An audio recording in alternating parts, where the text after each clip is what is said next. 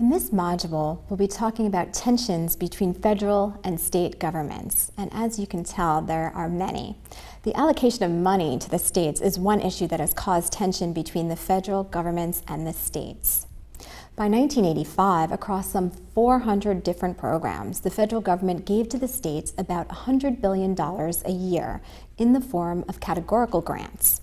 Categorical grants are grants funding specific projects. There are at least 3 reasons why the federal government would give away this kind of money. One reason is that the federal government simply has greater resources to work with and can afford to. Another reason is that the federal agencies have provided money to the states to do work that the federal government can't do itself because of the country's great size and the complexity of these issues. A third reason is that with money comes power, and states generally like receiving money from the government. But strings come with that money. Often a state will receive funds only if it complies with a particular national policy.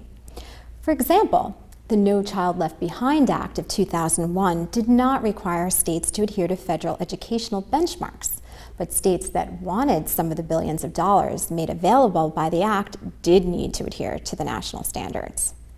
The greatest percentage of expenditure for state and local governments in the United States is elementary and secondary education. So it certainly makes sense that in this case, states have surrendered some of their autonomy in exchange for these federal dollars. Dollars that provide state and local politicians, bureaucrats, and officials opportunity to create programs and enhance their influence. Another type of grants to the states are called block grants. Block grants are grants to states that have fewer strings attached, but this is also a common criticism of them, that they lack mechanisms to hold states and local governments accountable. Sometimes the federal government instructs states to comply with certain regulations, but does not help fund the compliance. These are called unfunded mandates. Another term that can be associated with federalism is immigration federalism. Until recently, immigration or border control was generally thought to be a federal issue. But immigration federalism represents the movement of states into the immigration policy domain. Immigration is another issue that has caused a lot of tension between the federal government and states. And with refugee crises around the world, this has made news headlines quite a bit recently. There are a couple of acts related to immigration federalism that you should know. The Immigration and Naturalization Act of 1965 eliminated discriminatory quotas and increased the number of both Asians and Latin Americans allowed into the United States. Many soldiers who served in Vietnam began bringing home Vietnamese war brides, and this increased the diversity across the country. The Immigration Reform Act of 1986 was meant to penalize employers who hired illegal immigrants, who would often do the same job for less pay than naturalized citizens. But despite these acts, the number of people in America illegally continued to grow at the turn of the 21st century. 10 years after the Immigration Reform Act of 1986, the Immigration and Naturalization Service estimated that 5 million people were in the U.S. illegally.